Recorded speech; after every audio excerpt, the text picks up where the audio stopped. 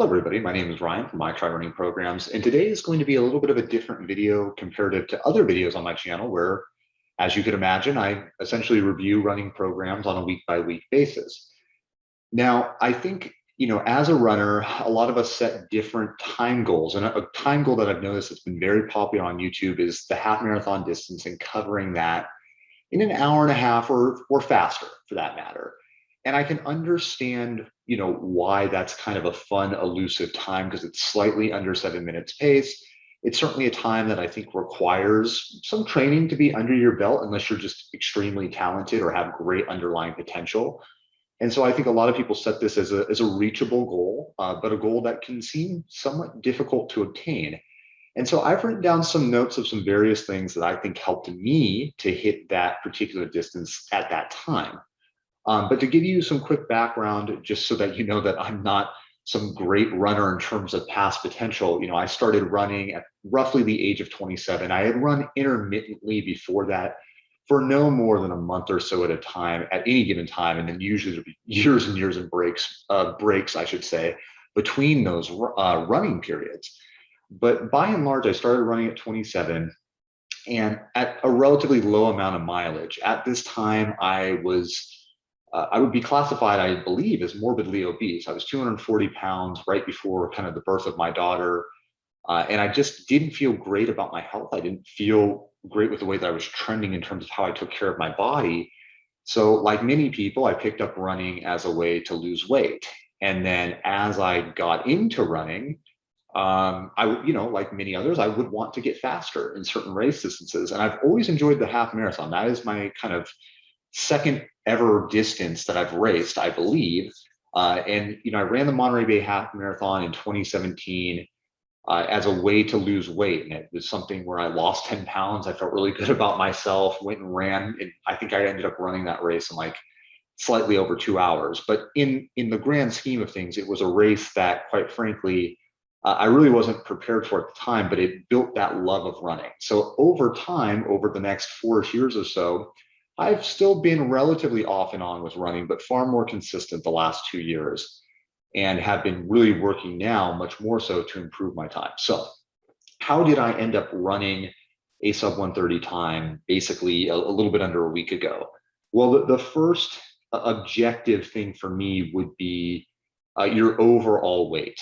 I know this can be a bit of a touchy subject when it comes to running videos on YouTube. I think if you're running for general health, then of course, losing weight is a fantastic thing in and of itself within reason.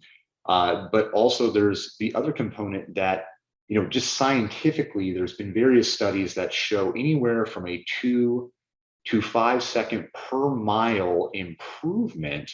And I should say within pace, I mean per pound that you lose in terms of how it would impact your pace. So if you, for example, had 20 pounds of fat that you could reasonably lose and still be at a healthy body fat percentage, then you would essentially improve your overall running capacity by about 40 seconds per mile, which would be a huge improvement. And if I even think of my own development kind of as a runner, I believe my first half marathon time was somewhere around 2 hours and 18 minutes. And I ran the Monterey Bay Half Marathon in 2017 at about 230 pounds. And that's when I ran that time. To get my next PR, which was roughly, I believe, a 147 in the half marathon, that was done at roughly 190 pounds or 195 pounds, right in that wheelhouse. So I lost a significant amount of weight and was able to shave a significant amount of time off of my overall time needed to run the half marathon. Now I race and really kind of live more around the 185 to 180 range. I currently weigh at 185 pounds on the number. So I still have probably 5-ish pounds that I would feel comfortable losing. A lot of runners would say I could lose a lot more, but I'm somebody who runs for health primarily first. And so being too skinny and being too low in body fat would not be beneficial for me. And so how do I recommend picking this weight for yourself? Well, I think the easiest way to do so is obviously have a conversation with your doctor. But secondly, you can use things like the Navy body fat calculator, where essentially you use your height, you then also use 2 calculation points to somewhat estimate where your body fat percentage is. you would take a belt and you would wrap it around your navel and around your waist if you were a male. If you were a woman, you would wrap it around the widest area of your lower body, essentially, or widest area around your hips and waist. And then you would also do a measurement, regardless if you were male or female, around basically the widest part of your neck. And that can look a little dangerous. So I certainly don't recommend doing that measurement in front of other people. That could send the wrong vibe. But essentially, you take those two measurements alongside your height and you put it into a calculator and you are given a body fat percentage. So for me personally, I hover somewhere between 12 to 13% on a Navy body fat calculator. And I would probably want to go much lower than 10% body fat overall. But some folks will obviously run and train at a much, much lower body fat. But for me, I want to pick a weight that is sustainable long term. Something that is also going to deplete me, deplete my energy stores, make me less happy, kind of affect my mood, affect my overall testosterone level as a male as well. So these are things that are really important to me. But overall, I do think weight is probably the single biggest indicator of future success. And the reason being is because it will impact not over your overall ability to run a fast time, but your ability to train in a healthy manner. And so even though that might be a touchy subject for some, I think it is really probably the single most critical item. If you can't commit to getting your weight into a good place, it is going to be much more difficult to run a 130 because you're providing a self-limiting factor that's within your control to remove. So that's just my personal opinion on weight, but I do think it's the number one most important item. Now, this might come as a bit of a shocker, I suppose, as the second item before training, but I do think it actually is really important, and that's the diet and supplementation. I only have one video on my channel about supplements that I use, but I plan on doing quite a few more. And the reason being is that I am a big believer in over-the-counter supplements having a large impact on your overall ability to train at an effective level and also for your overall just general health. So I take a wide brevity of vitamins. I don't want to speak to all of them, but like many, I take a multivitamin, vitamin D supplement, vitamin C supplement. I also supplement with fish oil and flaxseed oil, maca root powder, turmeric for its anti-inflammatory properties, ashwagandha for its testosterone boosting facilitation and also to help with stress and sleep quality, and even melatonin for sleep quality. Creatine, protein powder. I could go down the list of a variety of supplements that I take every day. It doesn't cost me that much money, probably only 20 or 30 bucks a month because I look for wholesale retailers to get my supplements, but these have had huge, huge impacts on my ability to recover, especially creatine. I've seen a huge improvement in my recovery after I've started taking about 5 grams of turmeric powder every day with some black pepper to help with its absorption. So little things like this can be really, really big. The reason why I don't want to specify certain supplements as must-take items is because the reality is that's another conversation that A, you need to have with your doctor, but B, your diet is probably far different than mine. And this is an area for me where I know I need a lot of improvement is my overall diet. We obviously can pick different macros. I really believe that if you're someone who's keto dieting or going on a low carb diet, it's going to be slightly more difficult to perform and train at your best. There's tons and tons of folks who do marathons and half marathons on a keto diet or a low carb diet and do just fine. I personally think I would train quite poorly on those types of diets. So that's where it does come down to a little bit of an end case of one, because I can think of the example of Zach Bitter, a very high quality endurance athlete that runs 100-mile events at just blistering paces. And he's basically a fat adapted athlete. He eats very low carb. But what you will find is even most low carb athletes will use carbohydrates on race days. So I don't see a point in limiting my carbohydrates on non-racing days because I can still use those carbohydrates to train better. So my personal belief is having a diet heavy in carbohydrates, heavy in proteins, moderate on fats, and then also meets other micro and macronutrient profiles that make sense. So if your overall macros from a protein, carb standpoint are where the primary areas of your calories are coming from, with some moderate fats to help with satiety and being full, essentially, you should have relatively good success with that type of diet. And now for me personally, There's a lot of folks that will talk about what they will eat on race day. For a half marathon, I don't eat anything during the race. I eat before my race. I'll eat a very light breakfast that's relatively heavy in carbs, and that's it. I do not want to eat on race day. I feel like it negatively impacts my performance, and I think it certainly can lead to just nausea for me. I have a hard time taking food in anything shorter than a marathon where I'm controlling my pacing in a much different manner. Now, when it comes to training, I think there's a lot of components here. The thing that I get a little wary of when I watch certain YouTube videos around training is it really depends firstly on your total miles. If I were to sit here and to show you, for example, if I went through my Strava and I showed you all of the different runs that I do, the reality is that I didn't run a ton of miles for most of my years as a runner. You can see this year I haven't technically cracked the 1,000 mark yet. Last year I ran right around 1,000 miles because some of my miles weren't included in Strava. They were using my Fitbit watch. The year before that, I ran 500 miles. And then in 2018, when I kind of first got serious about running, I ran 800 miles. So none of those years did I run a significant amount of mileage. In fact, that would probably be pretty low mileage for someone running a 130 marathon, half marathon. So I'm not saying that I have some insane amount of talent or great potential by any means, but what it is there's at least some consistency there in the growing of mileage over the last 2 years, I think having a pretty big impact on being able to take that time down from roughly about the 147 mark down to about the 129 mark as of kind of my most recent run for the half marathon. Now, what I do think in terms of running, in terms of workouts, is a variety of workouts, but I think that most weeks, if you're running 5 to 6 times a week, you should probably be looking at having at least 2 workouts per week. And you can really modify how you do these. Now, I'm currently kind of halfway through the Hal Higdon Advanced One Marathon program. And the reason I'm going to talk about this really, really quickly is the way that Hal structures this plan, I think is really, really beneficial to runners that kind of have a similar mindset to training as I do, which is I don't want to overtrain, I don't want to hurt myself. But I know that really leading up to this training program, all I was doing was running just easy miles. And so I wasn't really improving. I wasn't not improving. I wasn't declining as a runner. I just wasn't really going anywhere. So what you find with his program is that there's a variety of kind of pace, tempo, and hill work and shorter speed sessions that help to improve your running. And so what he does is he rotates hill workouts, goal pace workouts, tempo runs, and then 800-meter repeats. Now, obviously, this is for a marathon training program.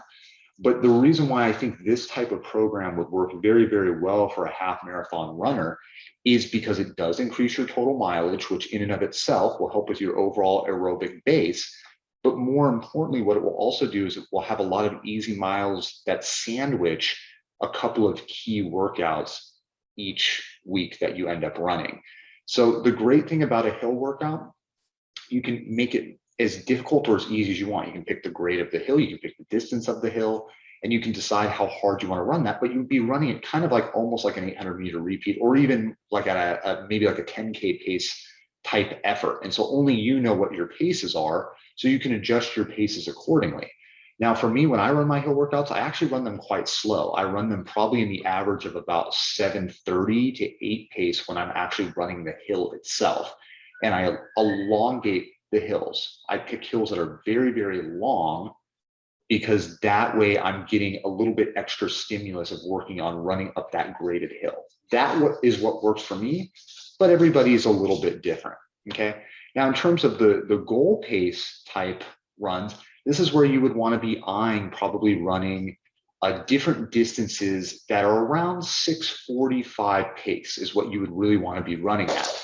That would very comfortably get you under that sub 130 overall time. So I believe a 6:48 time or faster would technically get you there, maybe even 6:50 pace, I should suppose.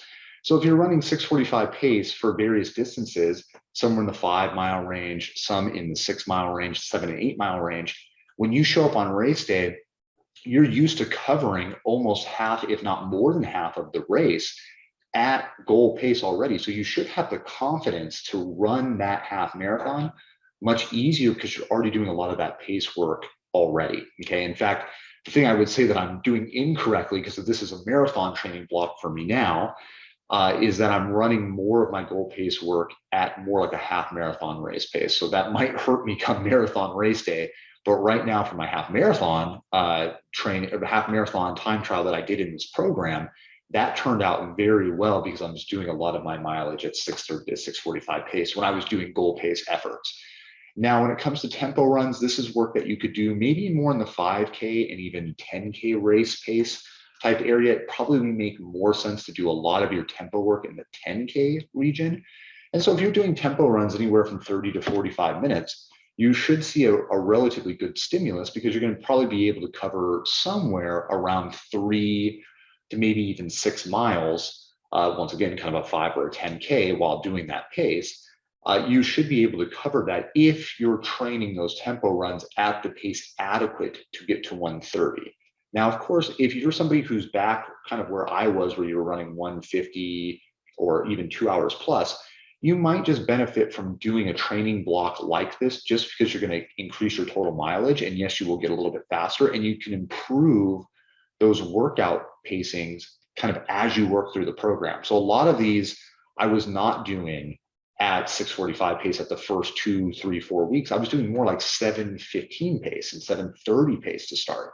And then as I got faster throughout the program, I was able to bump up that pacing so that really within 9 weeks, and that was really the only 9 weeks that I've ever really done speed work since I've started running, I was able to get to that pace pretty quickly because I was bumping it up incrementally. So taking it a little bit easier to start and then bumping it up in increments, I think that's what really is kind of the key to making that work out a little bit better. Now, the last one would be kind of the track workout, more like interval type sessions. And these, you're going to see a big variance in what people recommend, from 400-meter repeats to 800-meter repeats to even 1 to 2K repeats. And I think there's, we can make arguments for any number of those. I personally prefer 800-meter repeats, not just because that's what's in my current program, but because of what I've seen in terms of how it's impacted my running. I'd say the two best speed workout in overall improvement, helping me to improve, has been my tempo runs and have the interval sessions, the shorter 800-meter repeats have been huge. And really the reason being is that 800-meter repeat, it's short enough that you can run it really hard, but it's also long enough that you do have to kind of, be thoughtful of how hard you're running it. Now, for me personally, I've been running my 800 repeats anywhere in the mixture of the 3-minute range, sometimes a touch faster in the 245, 250 range, which would equate to roughly like, a 520 to 530 mile in some cases. Even as slow as 330 pace as well. And I sometimes like to ladder these a little bit, where you'll run your first repeat at about 330 pace, then you'll run your next one at maybe 320 or 315 pace, and then another one at maybe 3 pace, and then keep going down and down as far as you can go comfortably to really run these repeats as quickly as you can. So big believer in those. Now, another key important factor, and I think this gets talked about a lot, is the overall, the shoes that you're wearing and some of the gear that you're using. Firstly, I think a watch or using an Android app like Strava or Calados Runner. I'm sorry, Apple users, I don't have an Apple phone, so I can't speak to some of their products, but using something to kind of retain what your paces have been, what your heart rate has been, that's really helpful to know if you just have the underlying ability at the moment to run a 130 marathon. If you know your heart rate's super high on a lot of the workouts that you're doing, then it's just not feasible at this time. And it's a goal that you can look at a year down the road or 2 years down the road, or however long it takes. It really doesn't matter. But you just know that it's going to take some time. The other important factor in that, in terms of the shoes specifically, in my opinion, is staying away from just whatever the hype product is. I think, runners can end up becoming the biggest hype beasts of them all, because you end up seeing the new Nike Vaporfly, or you see, I don't know, any number of new popular shoe. And I think that takes away from the importance of finding the shoe that's right for your foot. And, I'm not trying to kind of be the boomer of running shoes, but you should probably go to a running shoe store and be fitted and pick a shoe based on the recommendation of some of the data points that that running shoe salesperson is providing you. Now, you may not end up purchasing the shoe from them, but you very well may find that you're somebody who's a heel striker. You might find that you're somebody who really needs maximal cushioning. You might be somebody who just does better with a super lightweight shoe on race day. That's a stability shoe. You don't really know unless you know your running gait and you just know your overall running form. And you're not going to know those things probably without the fresh perspective of somebody else looking at you as you're running. So I'm a huge believer in going and getting that opinion. And then once you know what works for you, then you can end up buying shoes online because you already know what works. And as long as your form isn't changing too dramatically over time, then you can stick with really what works. Now, the last component of this, and I'll probably just go ahead and pull up the run to an extent here so that you can kind of see how I ended up doing this.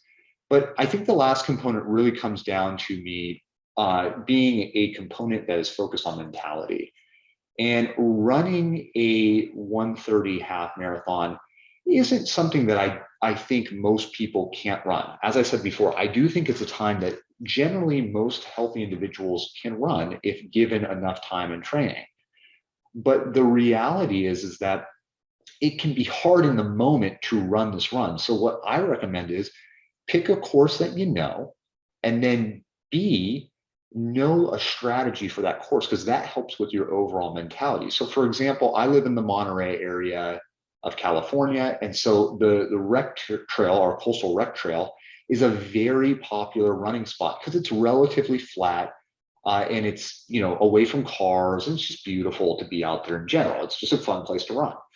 But more importantly, why it is easier for me to succeed when I was running this particular pace for this half marathon time trial that I was doing as part of my marathon training was that I knew how the course was going to play out and I could build a strategy that day. So I knew I was going to run it as an out and back, basically from a small lake in Seaside, California, out past the Pacific Grove Lighthouse in Pacific Grove, California. And so once I got to that lighthouse, I knew I was going to be a little bit past the halfway point. And I also knew that I was going slightly net uphill during that time frame, and then I would be slightly net downhill on the way back to my car.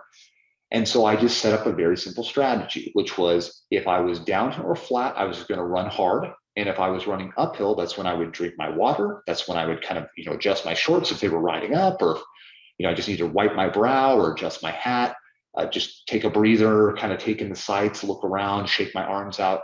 So the breaks in my race were really at points where I knew I wasn't going to be running super fast. So instead I could just dial it back maybe 5, 10, 15 seconds per mile and just kind of, get recollected and then refocus back in. And so that strategy works really well. And the other big thing in the mentality standpoint for me is this is where your gear can be used either to your detriment or to your success. And I think a lot of people, we love collecting our data on our watches or on our apps, and we're so curious about what our pacing is at each split. Don't do that. Instead, go out with a plan, know what it feels like to run, let's say 6:30, 6:45 pace, and just go out and run that and then check at the halfway mark. And that's exactly what I did. Once I got to the 6.6 mile mark, I was slightly past halfway. I went and looked at my watch and I said, okay, I know I'm at 45 minutes. So I know if I just run this back half as hard, if not a little bit harder, I will be able to run sub 1:30. And so you can see here the splits on my run, they actually kind of pyramided up in the first 6 miles from 6:25 mile pace to start up to about the 7-minute mark at the 6 mile point. And then I was able to kind of reverse pyramid it back down until the final 2 miles where I had a very small side stitch and needed to kind of breathe it out a little bit. So I ran just a touch slower. So, really on the day, probably could have ran somewhere between a 127 to 128, but a 129 was very achievable because I stepped in with the right training. I was at a good weight on my race day. And then also more importantly, I had the right shoes. I had a nice light pair of New Balance Brezza shoes, which are not super popular. Not going to see a lot of YouTubers talking about them, but I think they're a great shoe. And then lastly, I had a good mentality going into that day. And the other thing that I would add is that in terms of some of the diet and supplementation that I missed in that particular point of the video that I was talking about, is that on race day, I'm not a big believer in taking a lot of different supplementation on race day. You'll see some people talk about nitric oxide boosters like beetroot supplements. And there is good data behind those things, but I don't even think that's really necessary. I think the single easiest thing you can use on race day is just a simple caffeine pill or a cup of coffee. That has great efficacy in the scientific literature around what is useful. And so I'm in terms of what actually has real use and real demonstrative outcomes on running performance. So when it comes down to it, you do need to lay down the underlying work. There is some training that needs to be done, unless you're just insanely talented, or you're somebody who's just, just kind of like let's say you're into kind of another endurance related sport like soccer or something like that, where you're doing a lot of running. So unless you're doing a lot of underlying running, you're going to have to train a bit. You probably will want to make sure that your weight's in check. And the biggest thing is on that race day, having a mentality to really understand, how do I need to run this course well to run a 130? Because if I'm running 130 up a straight uphill, that's a much different race than running a downhill race or on a flat course. So you just need to know what you have to do on race day to achieve that. No 130 or faster half marathon is ever really the same. You have to really judge where you're running and how you're running it. But if you have that underlying training under your belt and you're doing 2 speed work sessions and you're getting at least probably 1,000+ miles per year, you'll probably do fine. So hopefully that was helpful in generating some ideas on how you can run a 130 or faster half marathon. But I think a lot of what I've said is relatively relevant to slower time as well. If you're somebody in the 2-hour mark trying to get down to 150 or 150 down to 140, at the end of the day, most of this stuff stays true. But it's ultimately up to you to decide how to improve your pacing, and you'll be able to more easily do that as you have the data points to look at and improve from. So once again, hope that was useful, and take care, everybody.